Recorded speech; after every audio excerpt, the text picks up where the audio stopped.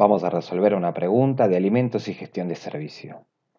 Para esta pregunta entonces nos vamos a valer del libro de Guerrero Ramo Carolina, Administración de Alimentos a Colectividades y Servicios de Salud. Esta pregunta, si tengo que ser honesto, es un clásico de clásicos. Así que no dejen de repasar por lo menos esta parte del libro que siempre alguna pregunta de temperaturas de servicio suele haber.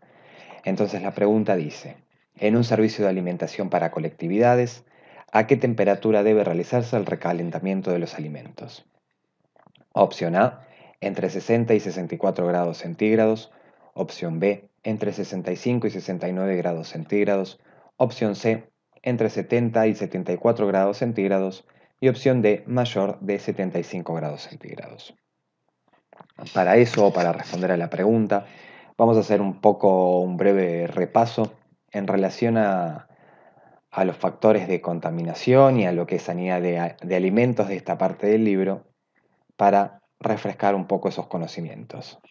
Entonces, el saneamiento de los alimentos consiste en eliminar y controlar de forma eficaz factores de contaminación que pueden afectar a cada tipo de alimento, a la preparación o en general a toda la producción.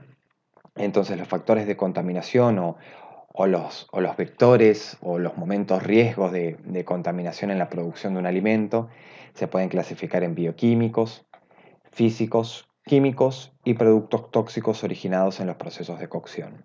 Me interesa más centrarme en los factores de contaminación físicos, ya que es a lo que está haciendo referencia la pregunta. Entonces, brevemente, los factores bioquímicos se refieren a acidez y alcalinidad, actividad de agua, contenido de nutrimentos. Los químicos hacen referencia a colorantes, conservadores, saboreadores o antioxidantes.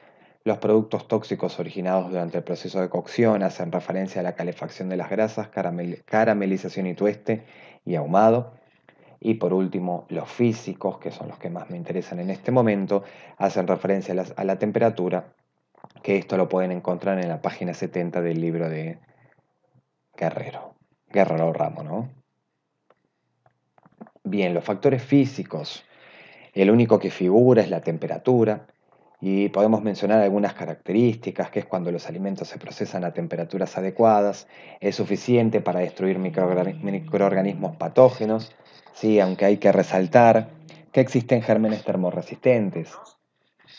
En relación, por ejemplo, a los tratamientos térmicos, afectan a las bacterias cuando no las destruye, las hace más sensibles a los agentes inhibidores presentes en el medio, como por ejemplo un pH. Por último, la intensidad del calor también influye en la destrucción total o parcial de los microorganismos. En relación a las temperaturas, el libro, por ejemplo, nos va a ofrecer un cuadro resumen en donde se especifican los criterios o las variables que tienen que tener en cuenta para el momento de una producción o de un servicio, las temperaturas y las características. En relación, por ejemplo, a la cocción de alimentos, tiene que llegar a 60 grados como mínimo, que es a la temperatura que debe mantenerse caliente durante el tiempo que dura la distribución de los alimentos a los usuarios, ya sea en la barra de autoservicio, línea o cocción. Perdón, no se refiere a la temperatura de cocción, sino a la temperatura de mantenimiento una vez cocidos los alimentos.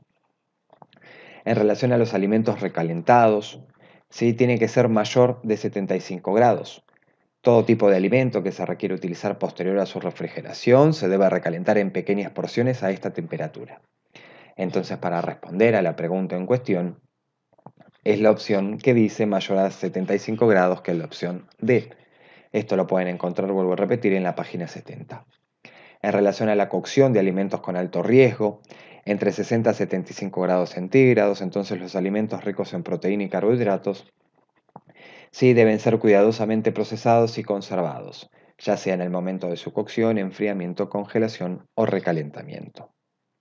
Este es el cuadro que les mencionaba, ¿sí? En donde hace referencia al mantenimiento de los alimentos antes de su servicio, las temperaturas y las características que tienen que tener la refrigeración, ¿sí? Mismo criterio, las características y temperaturas que tiene que tener la congelación y por último que los alimentos recalentados tienen que tener una temperatura mayor de 75 grados centígrados, ¿sí? Considerando todo tipo de alimento que se requiera utilizar posterior a su refrigeración se tiene que recalentar en pequeñas porciones a esta temperatura. ¿Sí? Entonces, respondiendo a la pregunta de en un servicio de alimentación para colectividades, ¿a qué temperatura debe realizarse el recalentamiento de los alimentos? La opción correcta es la opción D, mayor de 75 grados centígrados, que esta información la pueden encontrar en la página 70 del libro de Guerrero Ramo Carolina. Espero que les haya servido y muchas gracias por su atención.